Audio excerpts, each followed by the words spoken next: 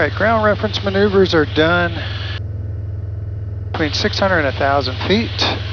If we need to find what our ground level is, we can press the range button, and up here it tells us the elevation of the ground, 3127. So we'll set 4,000 feet in our bug. That's our target altitude. That'll be 900 feet. We're going to go ahead and bring the power back to 23 to 24. And since the wind is blowing out of the east, we're going to set up coming into our target from the east to the west. Want to make sure we're well upwind, so when we turn, we can get everything configured and positioned to the point correctly, get the right offset from our target. This point I have is a power station. No people around, no houses. All right, so I've got about a mile before I get to my point, so that'll allow me to make sure my altitude is at approximately 4,000. Whatever altitude I enter is the altitude I want to stay at, along with my airspeed. And then I want to make sure I offset. I don't have to be right on top of the mark. I just have to make sure my radius remains constant and I'm correcting for wind. So our ground speed right now is 109, 108.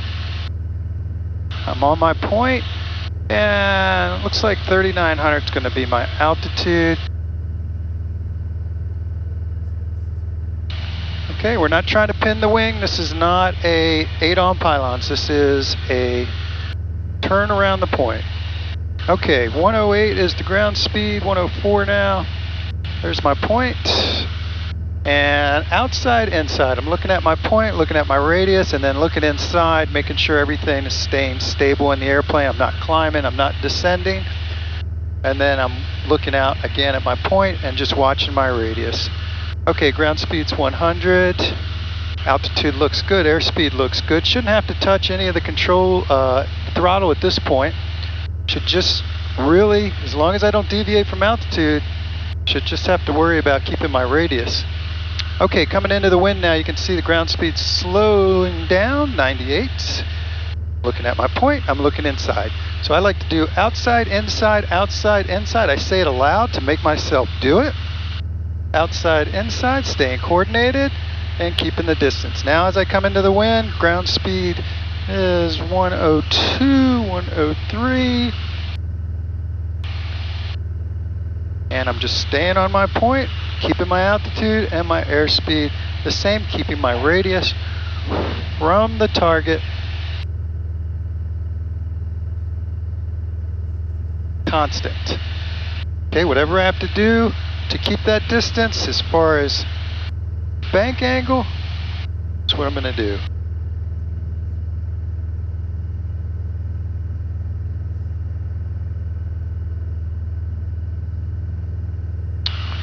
Watching my point. Gonna come around a second time. Always easiest if you get the choice to do this from the pilot side. Save you some neck pain. Okay, just staying on my point. Outside, inside, outside, inside. Watching my point. Watching my ground speed.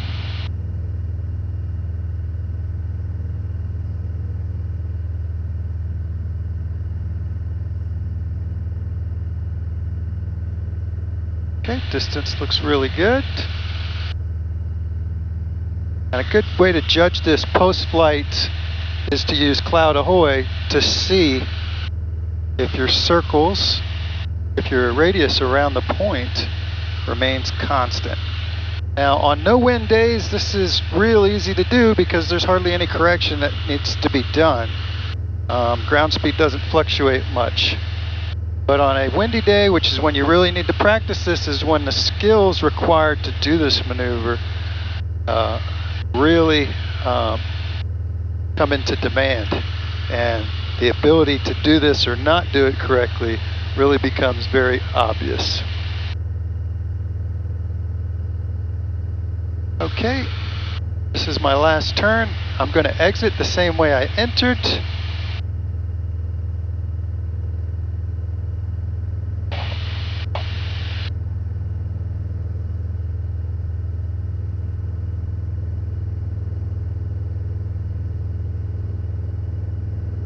See airspeed, altitude have not fluctuated.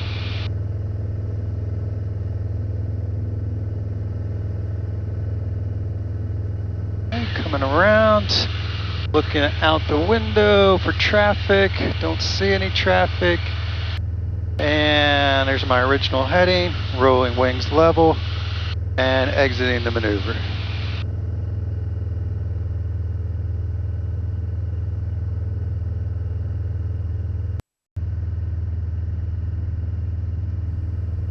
Alright guys, I'm going to show you.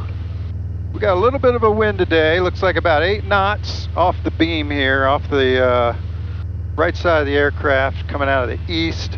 We're going to be going over to those crop circles and we're going to be doing some turns around the point. Okay, so I'm going to enter from the downwind, I'm going to do it to the left, and I am going to do a constant bank angle throughout the entire turn around the point, and and I'm going to keep into it, and you are going to see exactly what happens when there is no wind correction established. I'm going to establish the offset. I want you to pay attention to the offset and watch what happens as I maintain a constant bank angle all the way around this point when there is a wind present.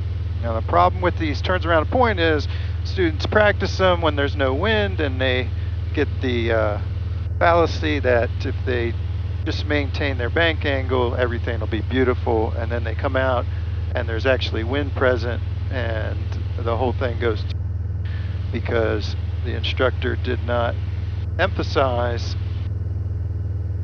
the reason behind this maneuver. Okay, there we go. We are set. And we're going to call it 25 degrees of bank. Okay, so that's going to give us a nice radius around our point, and we're just going to hold 25 degrees.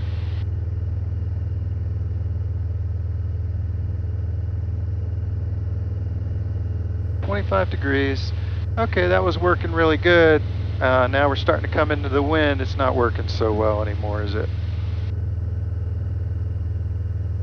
We're getting closer and closer to our point. And we're going to stay in this for 2 turns. I want you to really see what's going on here. Oh boy, we are going into the wind at 25 degrees of bank, and we are getting on top of our point, as you can see. We are really getting on top of this thing. Just staying 25 degrees of bank.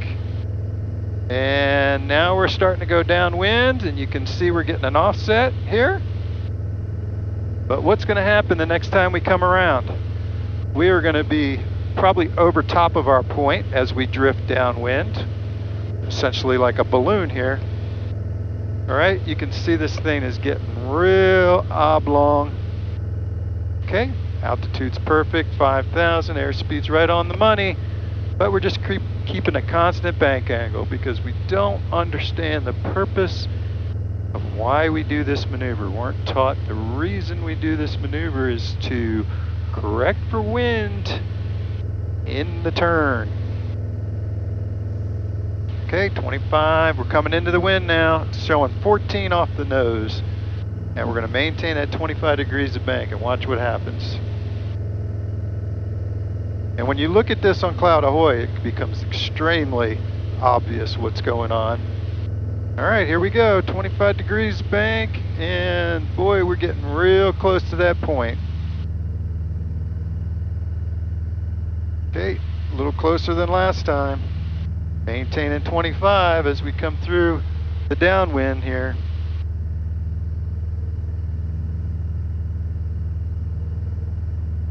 Oh boy, this thing is getting real ugly. All right, here comes one more turn. We're in the downwind, we're getting blown away from our target. You can see we are drifting to the northwest. And it's not a whole lot of wind out here.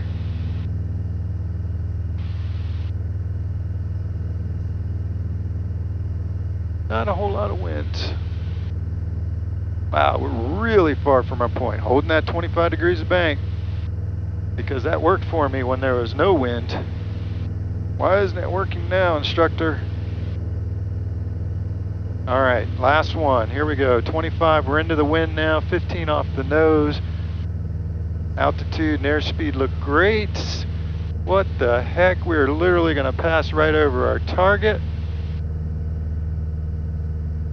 Look at that, guys. That wind is just blowing us slowly northwest here. And we are directly over top of the target. So the first time you practice these, yeah, it's okay to practice them the first time, no wind situation, but at some point, you got to make your instructor take you out when there's a decent wind, because that's the only way you can really practice these in S-turns and rectangular patterns. You got to have some kind of wind present, or you miss the whole purpose of the exercise, and that is to correct for wind drift. Remember, you are moving through the air and you are moving with the air, okay?